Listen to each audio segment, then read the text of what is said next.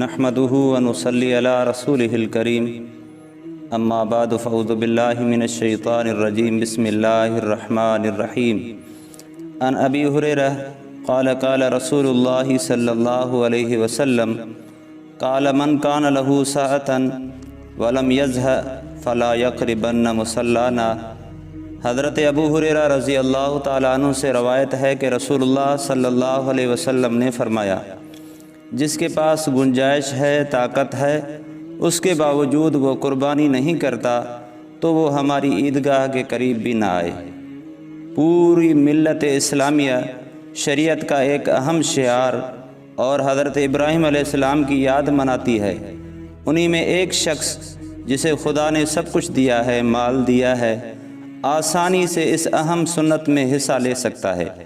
اگر اس کے باوجود بھی بے پرواہی اور بیزاری کرے تو اس کا کیا منہ ہے کہ سب مسلمانوں کے ساتھ مل کر عید منائے۔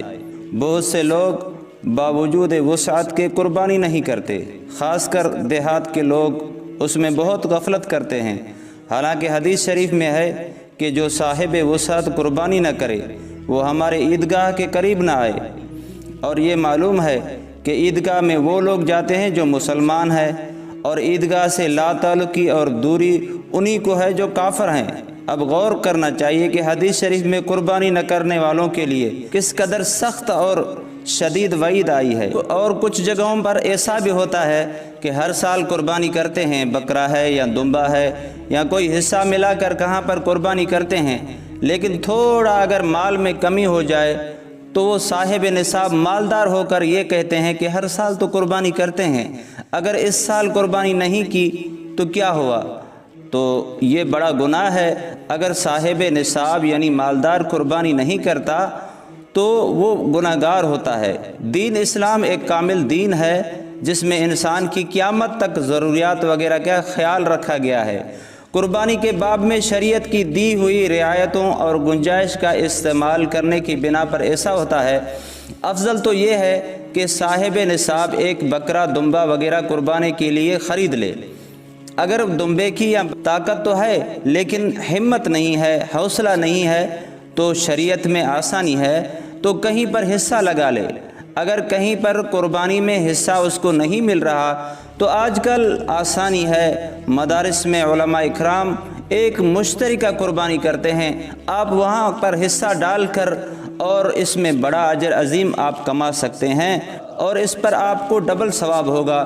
ایک تو قربانی کرنے کا ثواب ہوگا، دوسرا علماء اکرام اور صالحین سے مل کر آپ قربانی کر رہے ہیں۔ حضرت عائشہ صدیقہ سے روایت ہے کہ رسول اللہ صلی اللہ علیہ وسلم نے ارشاد فرمایا، ذوالحج کی 10ویں تاریخ یعنی عید الاضحیٰ کے دن آدم علیہ السلام کی اولاد کا کوئی عمل قربانی سے زیادہ اللہ کے ہاں مقبول نہیں۔ یعنی قربانی ایک ایسا عمل ہے جو حضور صلی اللہ علیہ وسلم نے کیا، حضرت ابراہیم علیہ السلام نے کیا، حضرت آدم علیہ السلام کے بیٹوں نے کیا۔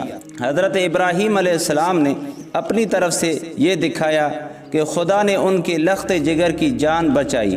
اس اصل قربانی کی ہمت تو ہر کوئی نہیں کر سکتا، اس لیے خدا نے اپنے کرم سے اس کا حکم تو نہیں دیا، البتہ اس مبارک اور عظیم قربانی کی یادگار اس ملت حنفی میں جاری رکھی۔ ہر سال اس کو دہرانا اہل استطاعت پر، طاقت والوں پر لازم کر دیا گیا ہے۔ اللہ تعالیٰ نے فرمایا، لن ینال اللہ لحومها ولا دماؤها ولکن ینالہ التقوی منکم۔ اللہ تعالیٰ کے پاس نہ ان جانوروں کا گوشت پہنچتا ہے، نہ ان کا خون پہنچتا ہے، بلکہ اس کے پاس تمہارے تقوی پہنچتے ہیں۔ اس لیے جب چھری پھیر دی، جذبہ قربانی اور دل کی تقوی کا امتحان ہو گیا، خون کا قطرہ زمین پر بعد میں گرا، نیک نیتی اور خلوص دل پہلے قبول ہو گیا۔ اس آیت نے یہ حقیقت واضح کر دی، صرف جانوروں کا خون بہا دینے سے یا گوشت کھانا کھلا دینے سے خدا کی خوشنودی اور رضا حاصل نہیں ہو جاتی، بلکہ اس کے ہاں تو اصلی قیمت تقوی اور خلوص، خوش دلی اور جوش اور جذبہ قربانی کی ہے۔ جس بندے میں یہ خوبی جتنی زیادہ ہے اس کی قربانی اتنی ہی زیادہ مقبول ہوتی ہے۔ کسی حلال جانور کو اللہ تعالیٰ کے تقرب حاصل کرنے کی نیت سے ذبح کرنا اس وقت سے شروع ہوا جب آدم علیہ السلام اس دنیا میں تشریف لائے اور دنیا آباد ہوئی۔ سب سے پہلے قربانی حضرت آدم علیہ السلام کے دو بیٹے حابیل اور قابیل نے کی، اذ قربا قربانا، جبکہ دونوں نے ایک قربانی پیش کر دی۔ علامہ ابن کثیر علیہ الرحمت نے روایت ابن عباس سے نقل کیا ہے کہ فرمایا کہ حابیل نے ایک مینڈے کی قربانی پیش کی، قابیل نے اپنے کھیت کی پیداوار سے کچھ غلہ وغیرہ صدقہ کرنے کی قربانی پیش کی۔ حسب دستور آسمانوں سے ایک آگ نازل ہوئی، حابیل کے مینڈے کو کھا لیا اور قابیل کی قربانی چھوڑ دی۔ قربانی کے قبول ہونے یا نہ ہونے کی پہچان پہلے انبیاء زمانہ میں یہ تھی کہ جس قربانی کو اللہ تعالیٰ قبول فرماتے تو آگ آسمان سے آتی اور اس کو جلا دیتی۔ سورہ آل عمران میں ہے بِقُرْبَانٍ تَأْكُلُهُ النَّارُ، یعنی وہ قربانی جس کو آگ کھا جائے۔ اس زمانے میں کفار سے جہاد کے ذریعے جو مال غنیمت ہاتھ آتا تھا تو اس کو بھی آسمان سے آگ نازل ہو کر کھا جاتی تھی، اور یہ جہاد کے مقبول ہونے کی علامت سمجھی جاتی تھی۔ لیکن امت محمدی صلی اللہ علیہ وسلم کا یہ خصوصی انعام اور اکرام ہے کہ قربانی کا گوشت اور مال غنیمت ان کے لیے حلال کر دیے گئے۔ حدیث شریف میں ہے کہ نبی صلی اللہ علیہ وسلم نے اپنے خصوصیت میں سے یہ بتایا کہ احلت لی الغنائم، میرے لیے مال غنیمت حلال کر دیا گیا۔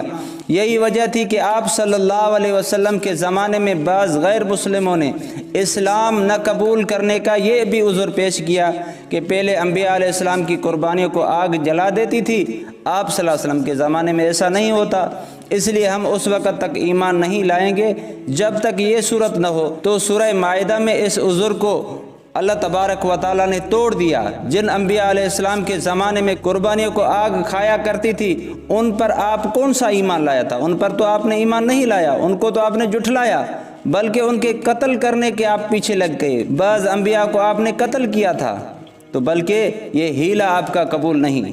بہرحال جانور کی قربانی سب سے پہلے حضرت آدم علیہ السلام کے زمانے سے عبادت اور تقرب الہی کے ذریعے سے کی گئی، اور قربانی کا ایک خاص طریقہ آسمانی آگ اس کو جلا دے۔